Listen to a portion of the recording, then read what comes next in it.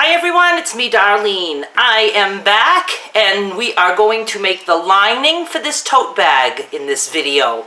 If you want to get caught up, I have a playlist link down below this video and you can watch me make the panels. Well, you watch me make one panel and then the second part we made the strap, and today we're going to make the lining and the pockets.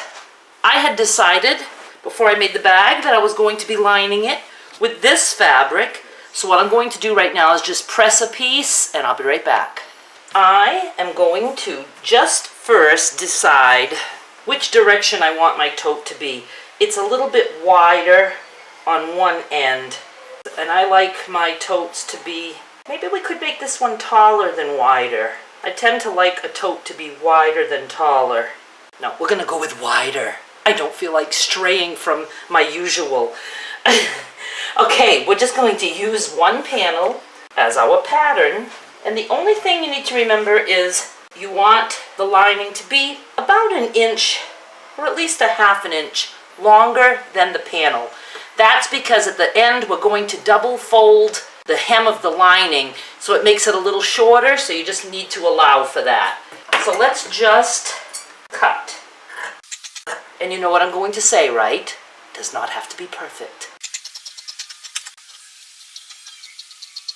So I'm just going to eye it and do about an inch longer than the tote. Since it's hard to see which is the length and which is the width, I am going to go ahead with safety pins so I don't hurt myself. And I'm just going to put a safety pin at the top of each one of these. So I know that's the top. I'm also putting the pin on the right side. First, let's talk about this fabric. This is slinky, almost like a crepe polyester. Do not use something like this. Not for your first attempt, anyway. Just use some regular cotton or flannel shirt. You can cut from a flannel shirt, or just a cotton blouse or a cotton man shirt. Slinky is just difficult to work with. So now I know where my tops are, and we're going to work on the pocket. And I'm going to go ahead and grab some of this fabric here. Now I'm just going to make a pocket that goes like across the bag, kind of long. I don't know, let's just play with it. Let's just eye it. And I'm going to square this up, or at least try to a little bit. Very hard to get even with a slinky fabric. Not a good choice. I have no idea how big the pocket's going to be. I don't plan that in advance. I'm gonna go ahead and press this. I'm only going to be making pockets on one panel. You can do both sides if you want. You would just do the same thing on both sides. Okay, so where's my top? Somewhere's a safety pin. I did put a pin. Okay, there it is. Now you want the right side facing up. It's hard to see with this fabric, but that's the wrong side. This is the right side. And I'm just going to put my fabric there to see about how wide I want my pocket. Very hard for you to see what I'm doing because the fabric is the same, but I'm going to just cut to like about there. So this pocket is actually going to be over a foot wide, and it's going to be, when it's finished, probably about 8 inches deep. So now what I'm going to do is I'm going to put the right side down, and I am going to fold this side, press it, and do the same on this side and press it. So I'm going to fold each side over and press it, and I'm going to fold the bottom over and press it. It's hard for you to see. I'll show you at the other camera, but what I did is I pressed the two sides in and then I pressed the bottom. But now we're going to go over and hem the top. Let's see if I can show you up close. I folded the sides and just ironed it. Both sides, and then I folded the bottom about a half an inch. So you just have 3 sides that have been folded over. For the top, we're going to just fold it twice and stitch. We're not going to do any stitching around the rest of the piece, just on the top. So you want to have your right side down against the machine. You want your wrong side facing up. And you're going to fold once, fold twice, and you're going to sew.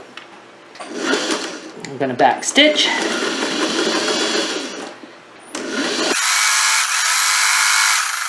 Back stitch a couple, and front.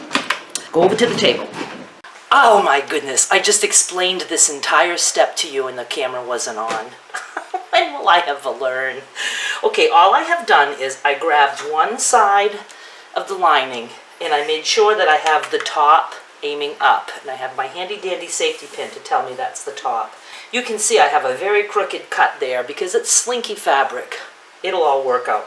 Then I just took my pocket, and the part that we just stitched is the top of the pocket. So you want to put that on the end where the safety pin is, and you kind of just center your pocket. We are going to go to the machine and just stitch all around. And then I like to make 2 separate pockets, so I'm also going to stitch down the center. You could just leave it wide. You could leave it wide on this side and you could make another pocket on the other side that's split down the center. Or you could make 2 separate pockets if you don't have a big enough scrap to go straight across. You can do anything you want. I do like when I stitch to reinforce the corners. So I'll stitch down and then I actually turn and I make like a cross on each corner. Sorry about that, my memory card got full. Okay, I was saying, I like to reinforce the corners, especially on the top, because you stick your hand in there a lot and you just don't want that to rip. So let's go over to the machine and I'll show you what I'm doing. I don't know if I mentioned during take 2, because I wasn't recording. Because this is a slinky fabric, I did go ahead and pin my 4 corners. I don't normally. I just put my pocket down and I just sew. I'm just going to start at this corner, go down, across, and up the other side.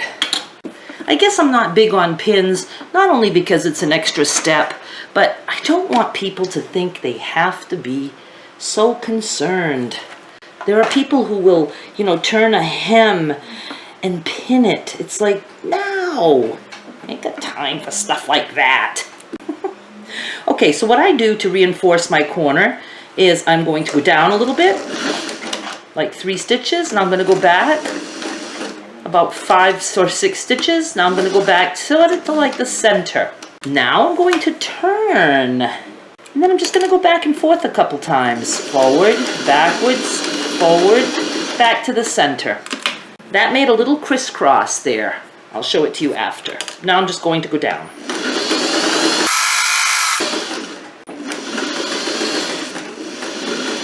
And I go right off because I want to secure that pocket good. And I back up a little bit. Now, same thing. I am going to go this way, but I'm going to back up a little bit just to secure that corner. To go all the way to the edge, back up a little bit. Now, I'm going to back up, go off the edge of that, and forward. Go right off the edge, back up a little bit, and back to the center. I am going to turn to do my little, like 1/2 inch of an X there. Back and forth, back and forth. There. So I'll show you the little X's that I just made. Oh, and since I had lost my place there when I was telling you stuff and the camera wasn't on, you want the right side of your fabric up. You want the right side of your pocket up. So everything that you're looking at is the right side. So you can see here the little X's that I made, you know, so that just secures that corner better.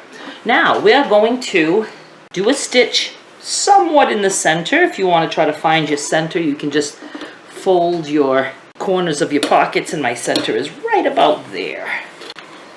And I'm just going to sew a straight line up, and it's going to give 2 individual pockets.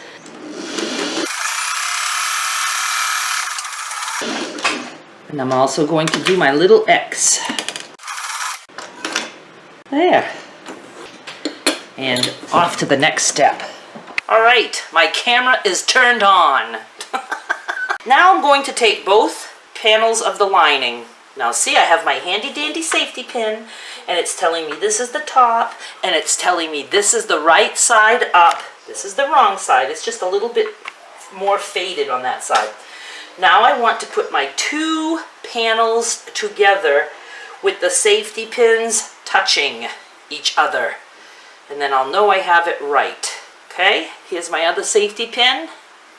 Where are you? You're right there. So I'm going to put the two safety pins at the top, and I'm going to make sure that they're both on the inside, so I know that I have the right sides together. Let me back up a little bit. We are just sewing down this side and down this side. That's it. We are not going to sew the bottom at this point, nor are we hemming the top at this point. I'm just going to sew down each side, and I like to do a line of straight stitching because my serger isn't set up yet, and then I will reinforce the edges with a zigzag stitch. And I'm not pinning this. No pins, I'm one brave cookie. Just doing a straight stitch all the way down. Just want to make sure that I have my edges together somewhat. And I don't want you to feel like it's wrong to pin things. Please don't feel that way. You do whatever's comfortable for you. I just don't like to take the time to do that at all. So first I do my straight stitch on each side. Now remember, for the lining, you do not sew the bottom or the top at this point, just the sides. And you will forget that, and you will sew the bottom. I have done it plenty of times. Then you have to take it apart. Actually, when I sew the bottom by mistake, usually I just cut it off, and then I cut like a ½ inch off the panels of the tote, because that's quicker. Alright, now I'm going to just zigzag down each side. This isn't absolutely necessary, and if you don't have zigzag, you could just do another straight stitch all the way down. And none of this stitching is going to show. It will all be magically enclosed within your tote. Am I recording? Yes. Oh my god, I scare myself every time. You know, with all the videos that I make, I do pretty good, you know, at remembering to put the camera on. And that is it for this video. We're not even going to turn this right side out because we need it inside out for the next step. So the next video, we are going to be putting the bag together. So stay tuned, and thank you for watching. Bye!